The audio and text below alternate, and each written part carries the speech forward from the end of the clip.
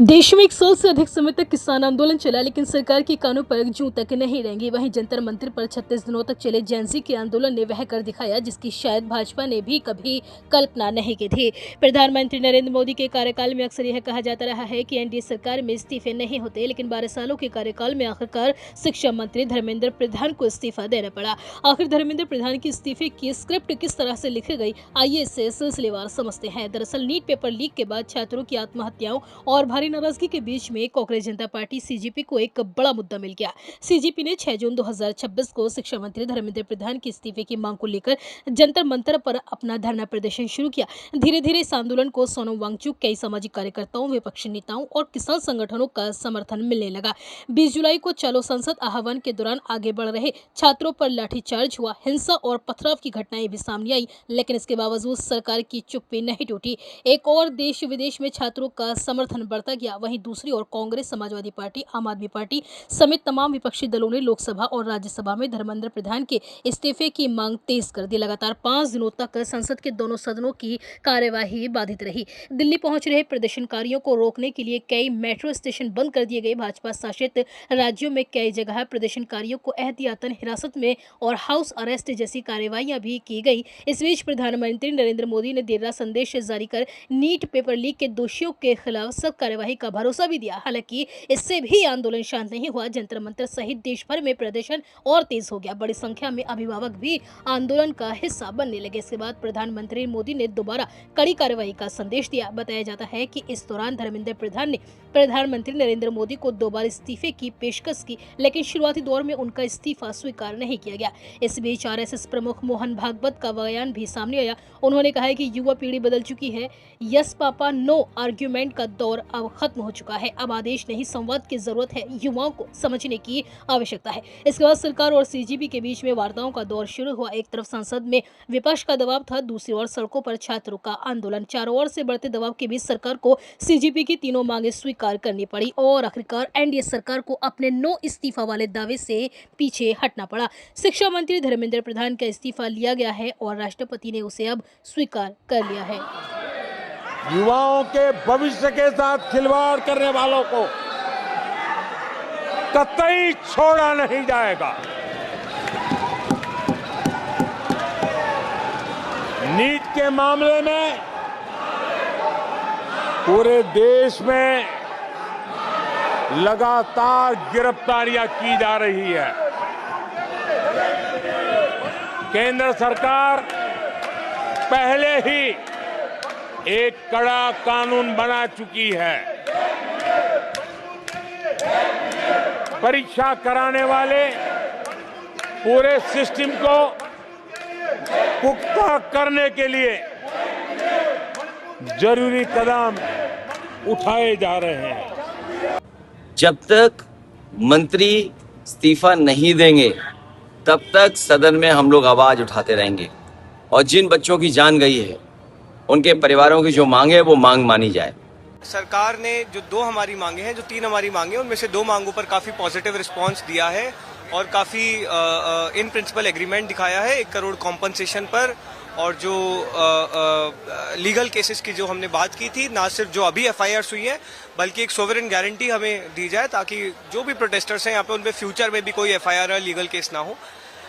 Compensation और ये legal cases पे सरकार की तरफ से काफी पॉजिटिव रिस्पांस है। उन्होंने इन प्रिंसिपल एग्रीमेंट भी किया है और हमें उम्मीद है कि जल्दी एक रिटर्न एग्रीमेंट भी हमें इस बाबत मिल जाएगा।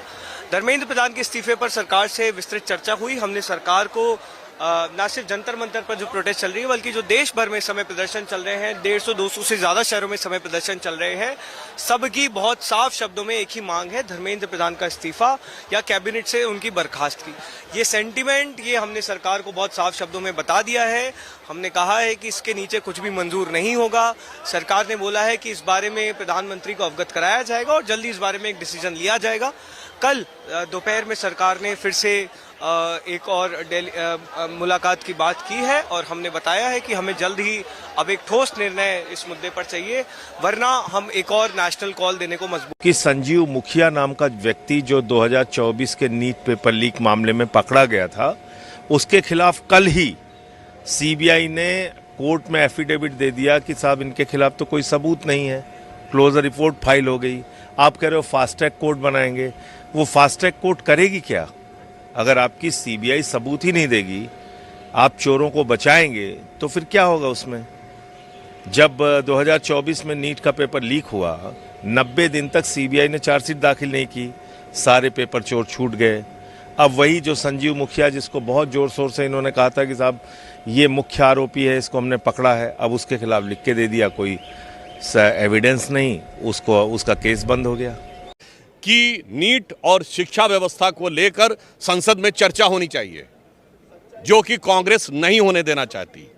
भारतीय जनता पार्टी और एनडीए की सरकार इस विषय को लेकर पूरी तरीके से संवेदनशील है। माननीय प्रधान,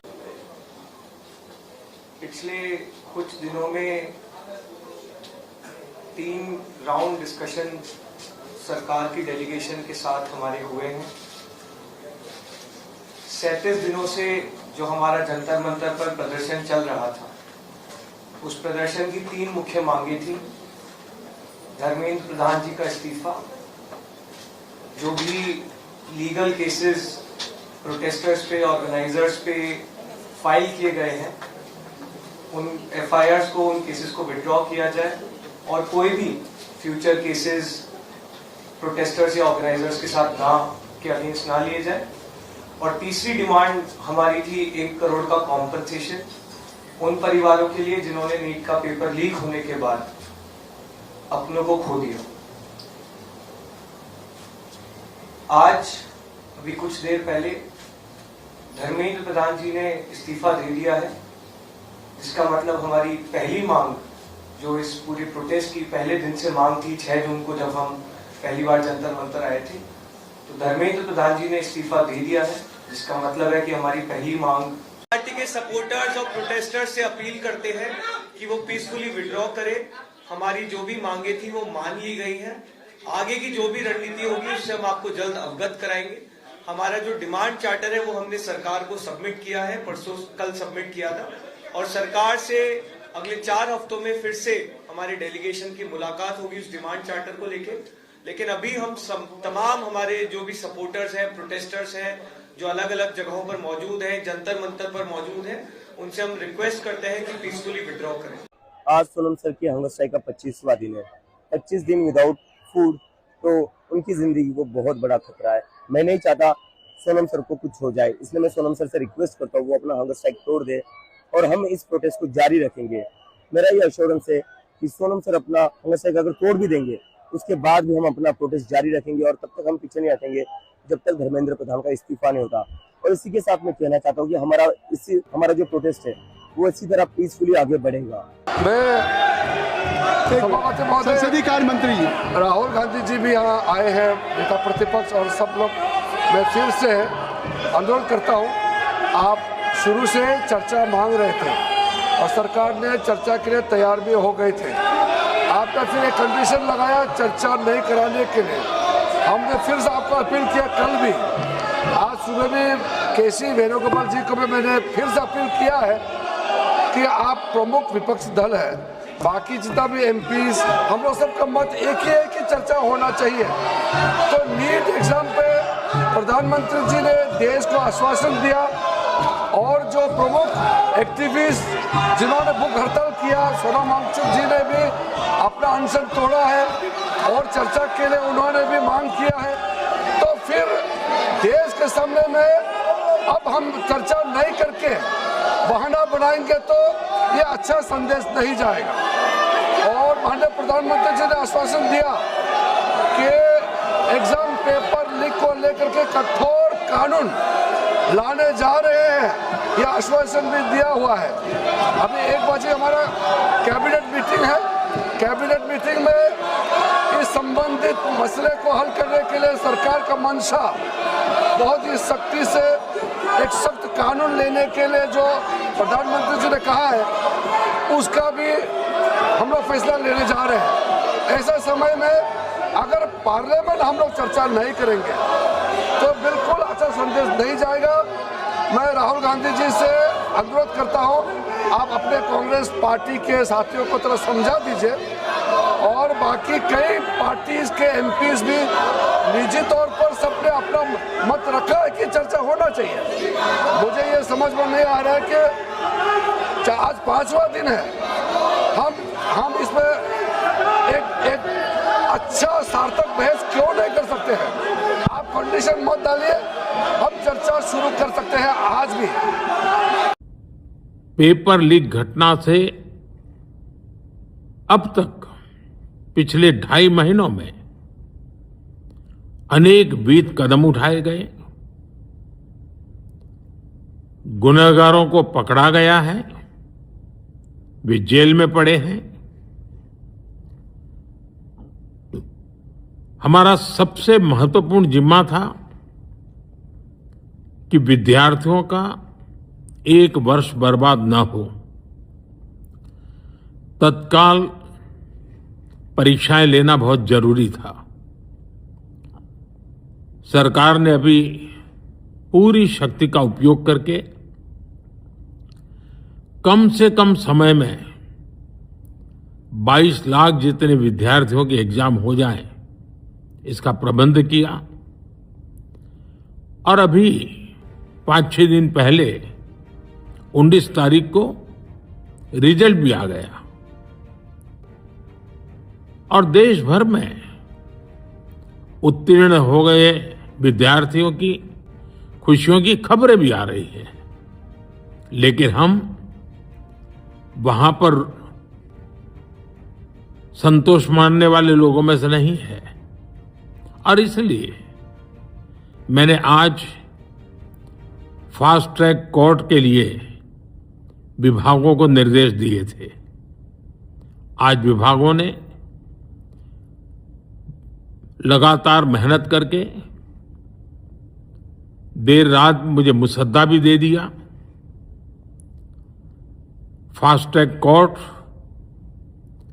और कठोर सजा के प्रावधान के साथ का ये मुसद्दा कल कैबिनेट में चर्चा होगी।